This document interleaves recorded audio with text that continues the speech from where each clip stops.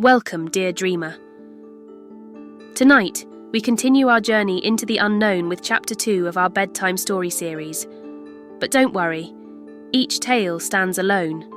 You may start here, or anywhere you like. Let your thoughts drift like mist over a midnight garden. Let the hush of the night wrap around you like a warm, silken cocoon. Breathe in, exhale slowly, and let go. The story is waiting. The moon is watching, and the whisper of dreams calls you forward. Close your eyes, settle in, and let's begin.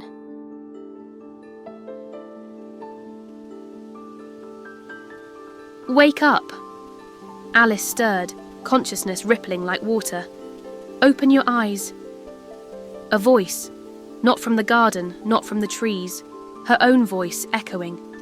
I can't be out here at night with my eyes closed. No matter my slippers, I'd be done before. I could even react. Her lashes fluttered open, heavy as butterfly wings dipped in dew. The night was still, wrapped around her like silk. The air cool, flowing over her skin like water. Nothing moved, save the gentle rise and fall of her own breath. Alice exhaled, glancing around for any sign of trouble. The garden was as she left, it safe. The foxgloves nodded their purple heads, bell-shaped flowers chiming silently in the night breeze. Thank goodness, it was best to get back inside.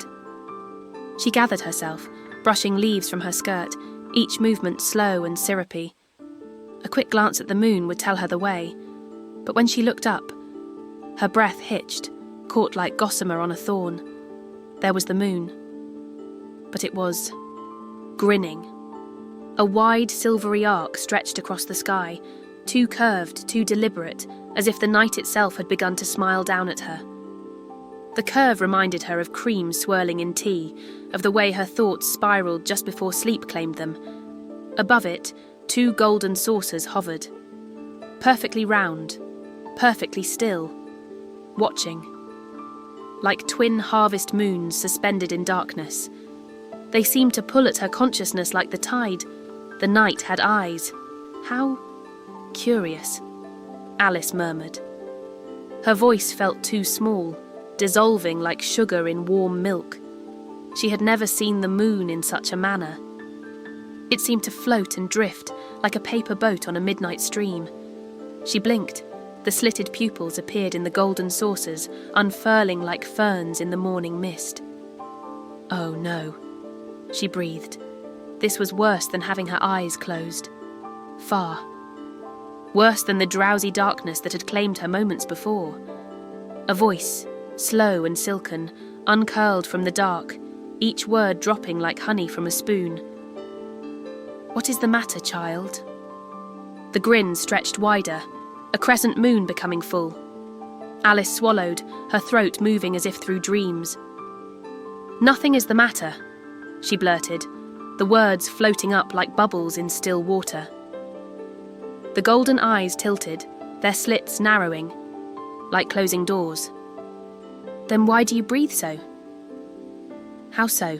She countered, buying herself a moment, though she knew better than to play games with the Cheshire Cat. His words were always puzzles, riddles that wound through the mind like ivy. She did not remember falling asleep, did not remember coming here.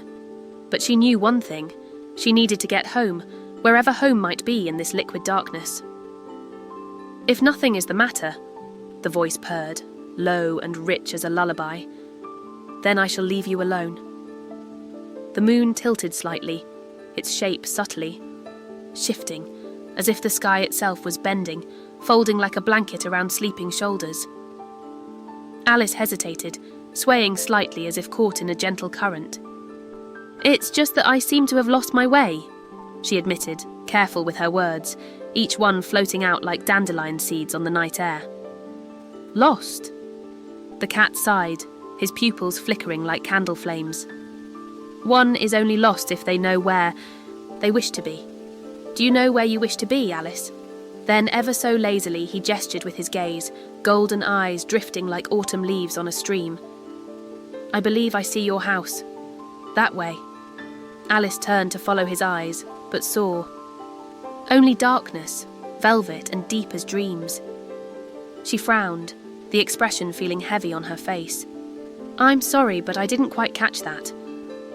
A low chuckle rumbled through the trees, like thunder heard through pillows.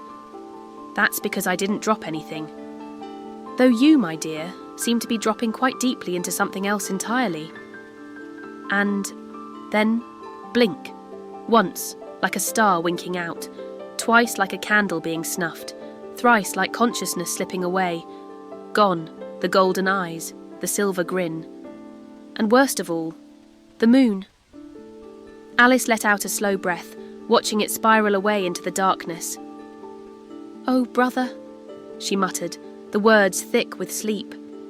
Now, truly alone, with not a sliver of light to guide her, Alice would have to listen her way home. If there was a home to be found in dreams at all, the garden rustled its lullaby, the trees whispered their secrets. Somewhere, far off, a nightingale's song drifted through the dark, weaving dreams into reality. And so, Alice steeled herself and stepped forward, each footfall sinking deeper into the soft, dark soil of sleep.